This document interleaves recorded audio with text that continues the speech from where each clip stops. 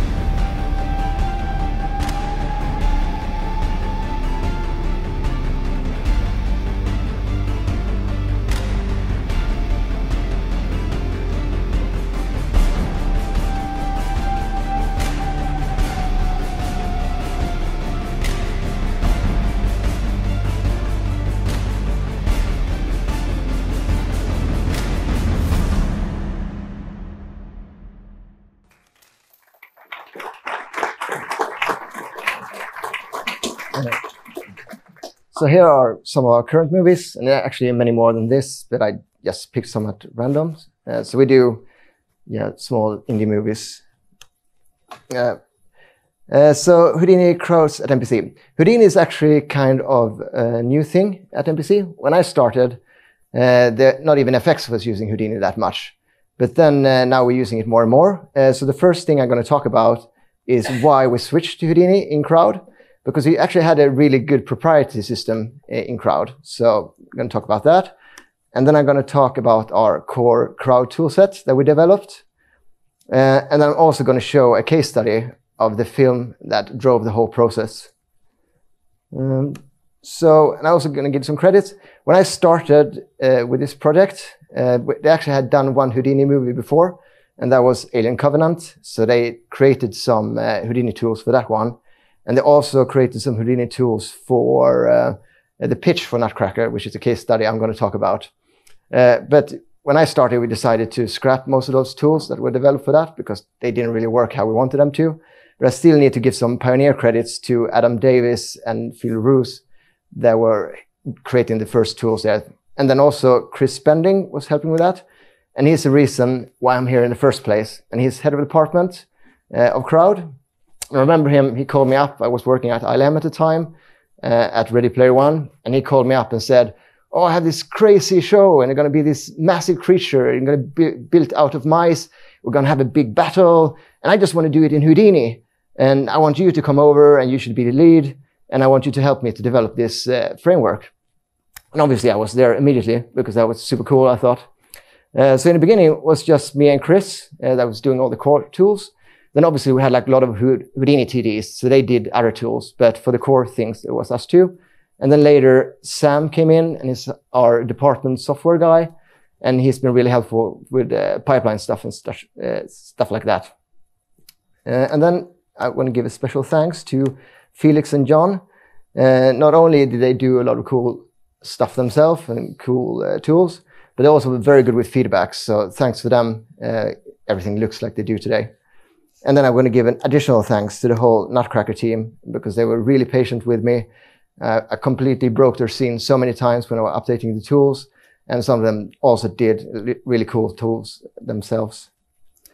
Right.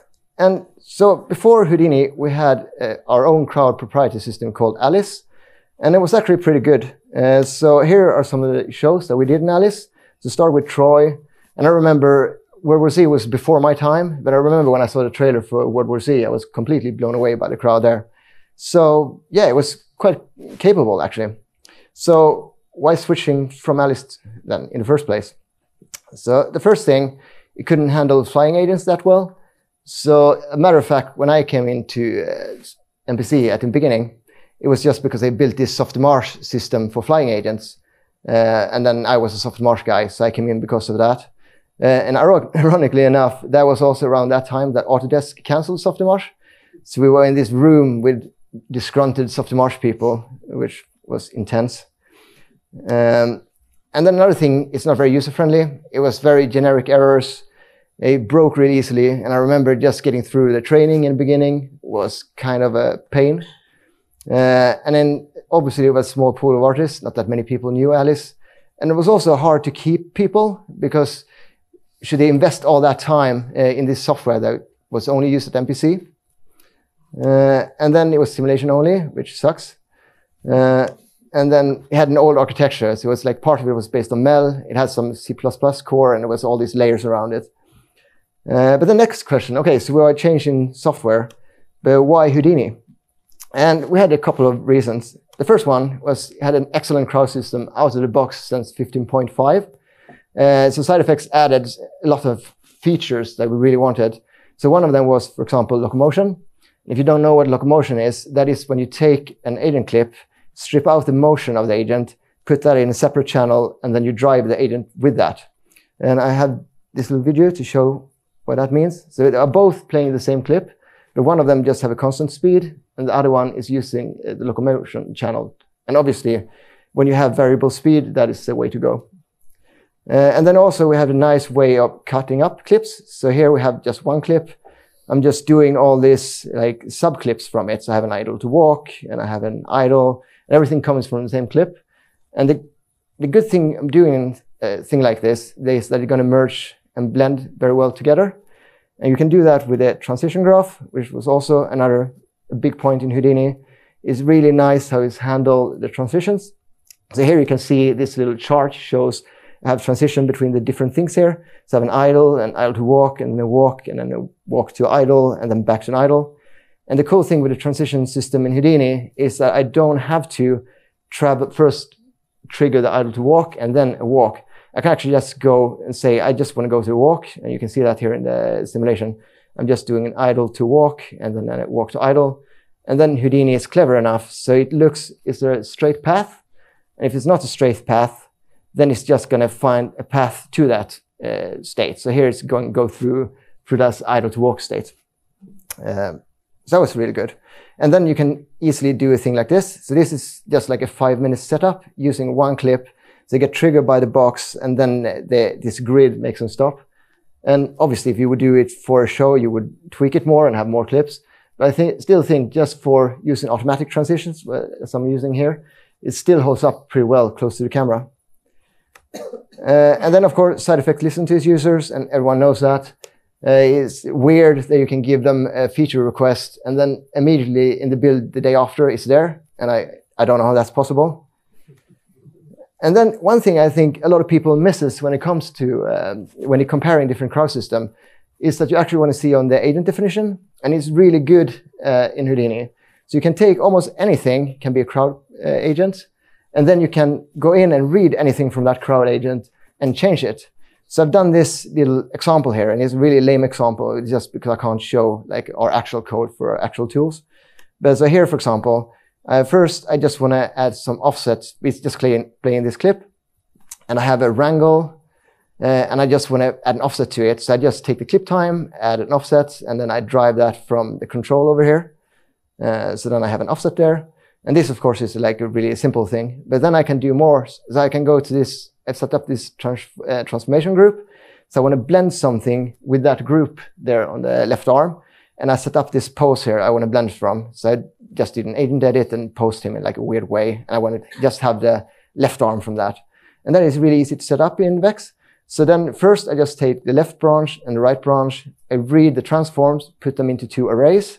I also take all the waste and put them into an array. And then when I've done that, I can just go to the next node. I could have it in the same node, but just for make it clear. I just loop through the arrays. And then I do a blend based on the transform weights. And I also multiply that blend with another blend I have on the controller. So here I have this blend over here. And then you can just blend the animation in here. And obviously this is like a super simple example. But it just to show that it's quite easy to build tools from the crowd system. So here I'm going to show you. So this is like a real example, like a node I did for procedural bending. So we have these mice, and I wanted them just the tail to bend, and I also wanted the body to bend. And then quite easily, I could just build a tool for that, which is cool. And then I don't know, I did flying mice, but yeah, there they are. And then here's another example I did.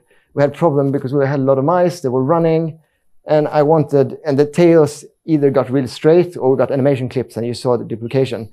So I just added this system to add a procedural motion on top of the animation. So first I had just like an animated noise, but you also had this position-based noise I'm showing here. So now it's based on the position, and it worked really well when it was running fast. And then the third thing that was a bit tricky with this whole thing was that the tails tend to go through the environment and so then I wanted to have like a solution for that. So then I just made this very simple terrain project. And things like this is quite easy. If you just know a little bit of vector math, you can do things very easily in Houdini. So that was a strong point, obviously. And then another thing, the fourth thing that a lot of people don't know, you may know it, but it's that a crowd is always live. So even if you cache something, you can keep working on it.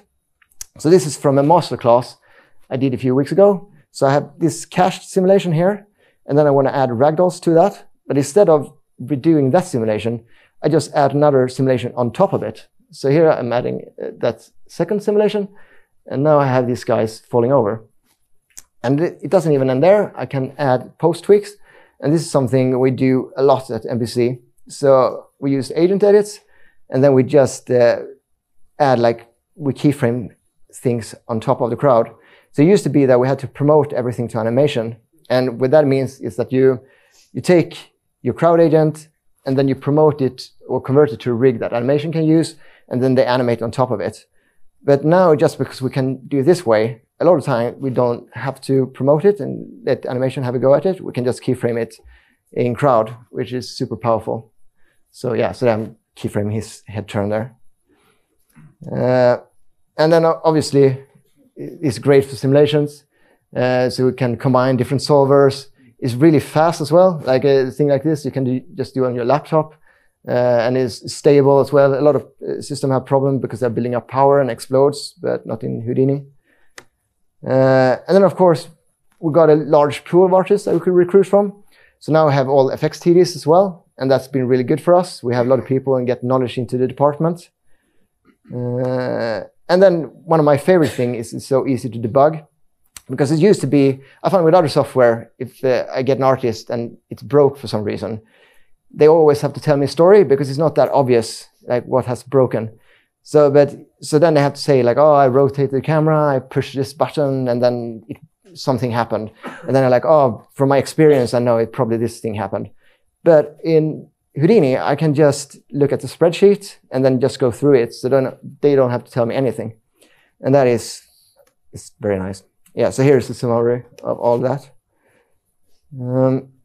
So then we had some goals when we wanted to do this. So the first goal was we wanted to be easy to use, even for non-Houdini users. But at the same time, we wanted to be flexible enough for senior artists, because it's nothing worse than a black box, and they are like, they have to use the same workflow that they are not used to. So you can override any part. Also, as little simulation as possible. Simulation is always nice, but for crowds, a lot of times you just want to tweak a little thing, and a lot of crowd you don't need simulation. So we wanted to have that approach to it. And also we wanted it to be integrated with the pipeline. It should be really easy to get assets and also release it to the pipeline. And last of all, we want it to be modular and easy to expand. So first thing I'm going to show here is how it's connected to pipeline. And this was Chris Baby. He did all the user interface. So here you can see, if you're going to gather an asset, you just go to this agent gather, and then you choose whatever agent you want to gather. And then you go to the clip browser. It's connected to our mockup library. And all these things, by the way, they just add the regular SideFX nodes. But yeah, it's just packages in this way, so it should be easy to get started. So now I'm gathering those clips here, and then I need to assign them to an agent. So take that one, assign those, and I can assign multiple clips at once. And this will obviously create an agent clip node, if you've done any crowds before. So then we have them. And then to create a crowd, you create an agent, and that is our name for our crowds. And then you have like our specific frameworks, but now I'm just creating a DOP framework. And this is just a standard Houdini crowd. So you will see when I turn those off and go into this one. Right, you can see it's just a standard crowd setup within Houdini. And then when you're done with your crowd, you can always, then we have this release thing. So you create a crowd package, and that is the thing we release to our pipeline, so other departments can pick it up. And it also takes care of naming, because we have a certain way we name different variations. So this takes care of all of that. And then it's just, and then you can just release it with this big release button down there. And here's another example. I have this kid here, and I want to use the same clips that I used for the adult. And then I assign it, and I create a crowd. And obviously, his proportions are not the same as adult. So if I create a crowd here, another DOP network, you can see now his proportions are not really right. So then we have another thing we can do here in clip properties. So clip properties is, by the way, another way it's actually connected to a lot of different nodes. But then we just have it in like the same places, connected to agent preps, to the agent nodes, to clip properties and stuff like that. But then you can also right click and you have all these operations. You can do mirroring, you can do retargeting, and you can do foot down. So in this case, I'm just gonna choose retarget, and just by doing that, so now it's retargeted. And this is actually just creating an OTL node with a chop network in. So, and it's really cool that we just can use chops. Chops is super useful. We use it to many things. So it's not only retargeting, we use it for mirroring as well. And then another thing that Sam did, he made it possible so you can go and pick up the textures from the pipeline, and then it will automatically create material style sheets for them. So here you can see, you just click this visualize button, And then now suddenly you have the textures from the pipeline. And then if you take out the tools we created. So the first thing I created when I got there was a clip player. And most big companies have a clip player. And an agent edit is kind of like a simple clip player. But then, so it basically just means that you can play a clip and place it around, and it will be procedural. But we have like a different flavor to ours, of course. So here I'm just going to show you the workflow. So you add some clips here. So now it's just playing one clip. It's just playing it with no modifications. But then you can select to loop this guy. So I can set a loop range. And this is driven by locomotion, by the way. So I set a loop range. And now I have just a loop clip here. And I can do a blend. This can also be connected to clip properties. So now I have this guy running there. And then I also thought it would be cool if you could do blend between two loops within the same clips. So you can also make a start loop and tell it to loop another thing a certain amount of time, and then just blend over to the other loop. So now he's starting an idle, and then he goes over to that run loop later. And then, of course, this is not much of a crowd, so you can connect like a point layout. And now you have all these agents here. And then you can do all kinds of like the normal things. You can do a random frame offset. You can do random speeds, random size, all that. You can see it's still procedural. It's really quick. And because it's using locomotion, you won't have any foot sliding. You can also go into individual agents and select them. And then just offset the frame. So here I offset it at 50 frames. It's really useful if you have two agents that have the same pose and you get a note on that. You can just select that agent and then offset that frame. And then this is cool. Oh yeah, we have another thing here. We have mirroring. So you can do mirroring to get some variation. And that is, like I said before, that is connected to this chop that do the mirroring for you. And then you can, of course, add all these kind of clips in here. So now I'm adding a few clips here, like a few walks.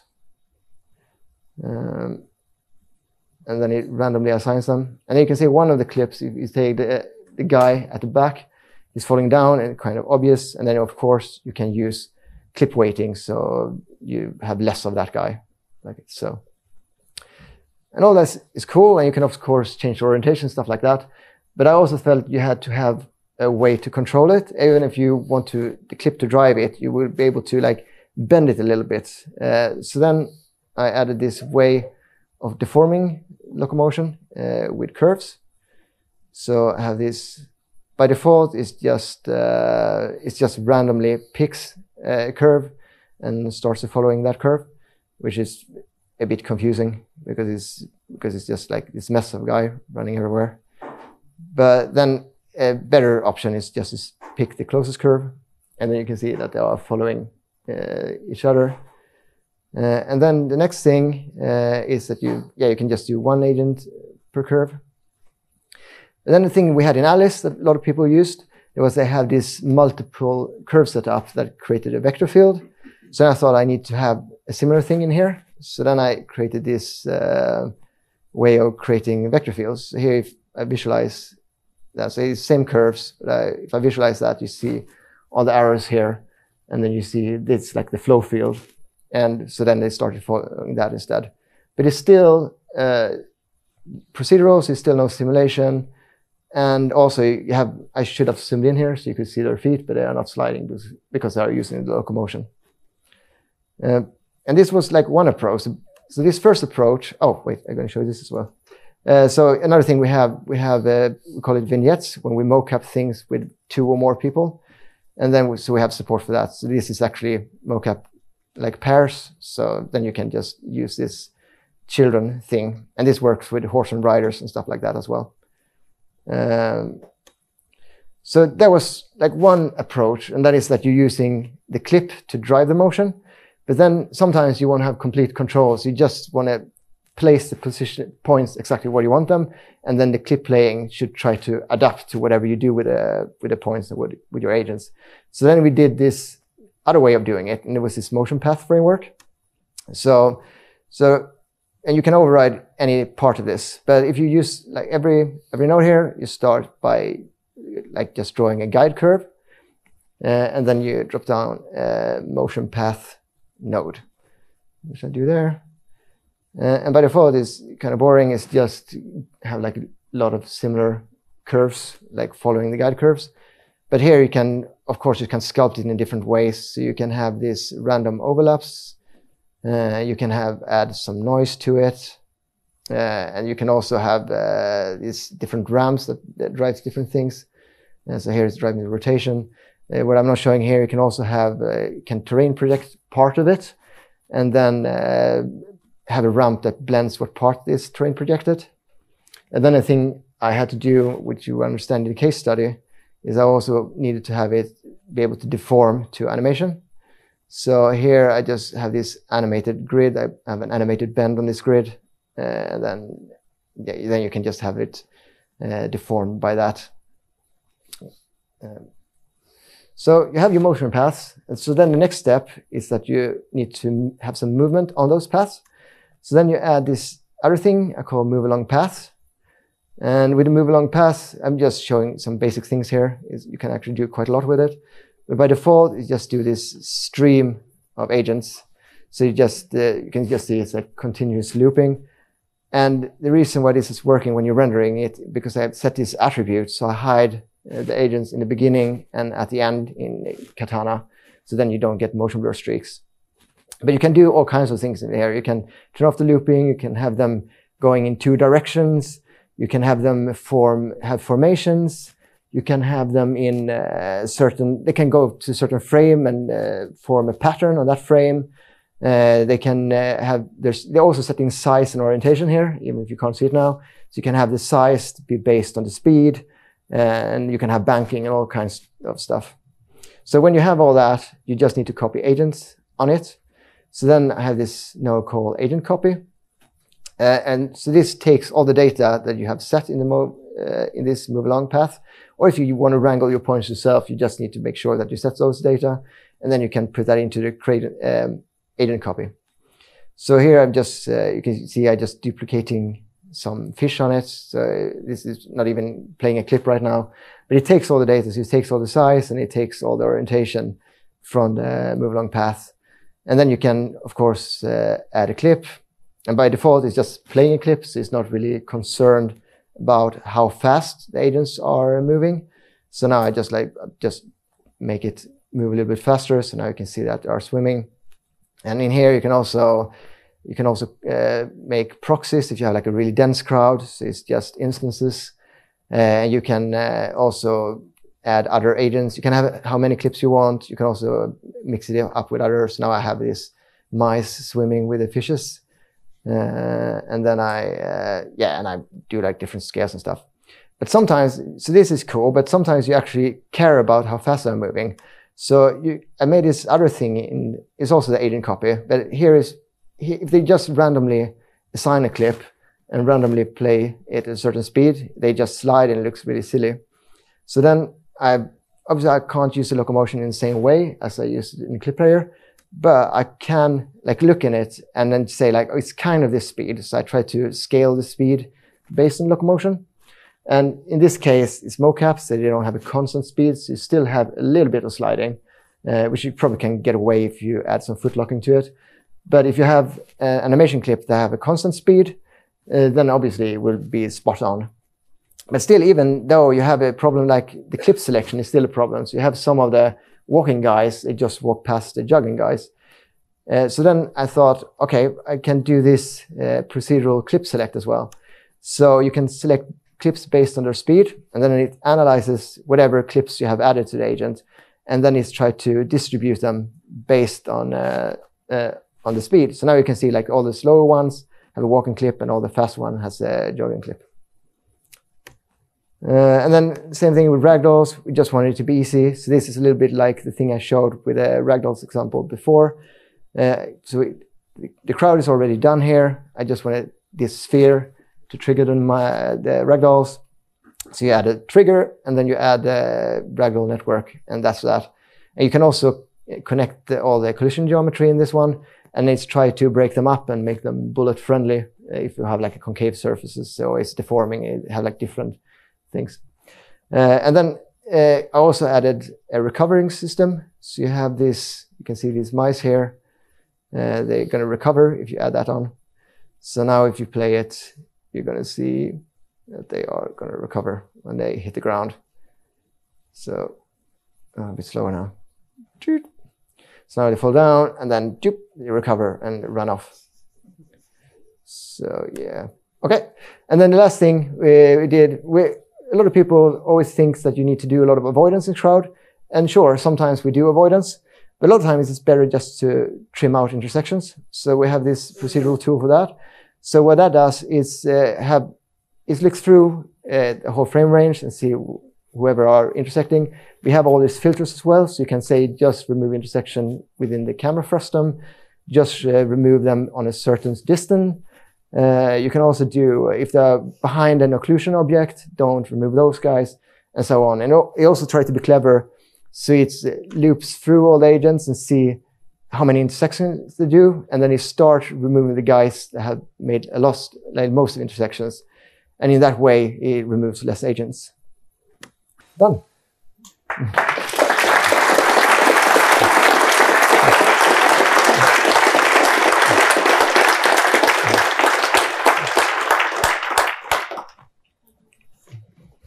I think we have time for maybe 1 or 2 questions, if anyone has.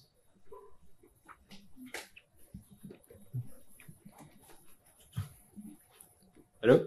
Hey. I want to say to know how do you render the crowd? Is it with mantra or proprietary? You mean as a department? Yes. Well, we're quite big. I think we're probably the biggest crowd department. We're like 25 people now. And that's also because we just have one global crowd department. So then we have we do so many shows. So in this, we were like 7 people on this one. I think his question was rendering. Yes, rendering. yes. Oh, right. Sorry. Okay. How do you export is it a primitive, packet primitive? Oh, no, because we have our own pipeline. Oh, so yeah. We export it as a skeleton cache. And then we have like our proprietary things to skin them, and then they render it in Katana. So, but yeah, I would love to do it. Thank you. Yeah.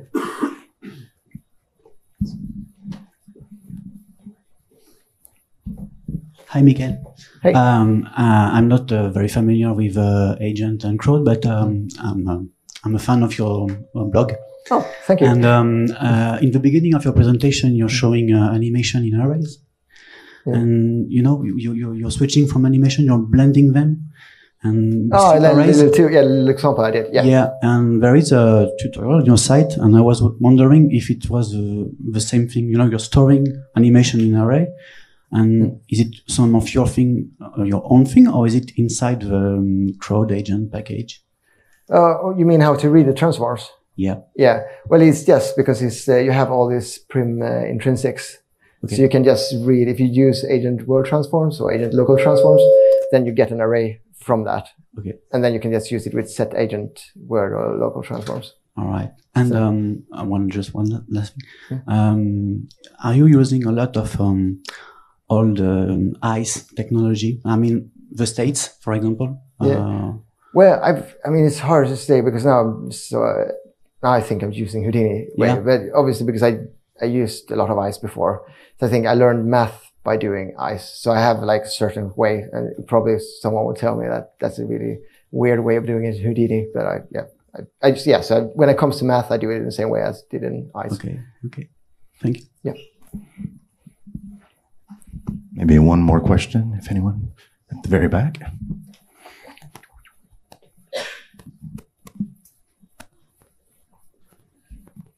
Hi. Very nice presentation, by the way. Oh, thank you. I just want to ask you penetration between the agents when you did all the miles one on each other, extra. I don't know, how are you dealing with it? Yeah, well, it was interesting because when we started, they were from Montreal. They really wanted us to do have like a collision system. So we actually did a rigid body system. But then we just found that when you use a rigid body system, you get a very unnatural, it doesn't look organic. So what we ended up was actually the intersection thing I was showing you. So yeah, we just removed intersections, and then we tweaked it a little bit, and then we had certain things to just place them in a convenient place. There was a little bit that I was doing separations and stuff like that, but most of it just removing intersections. Okay. Yeah. Okay. Thank you. Thanks, Mikael.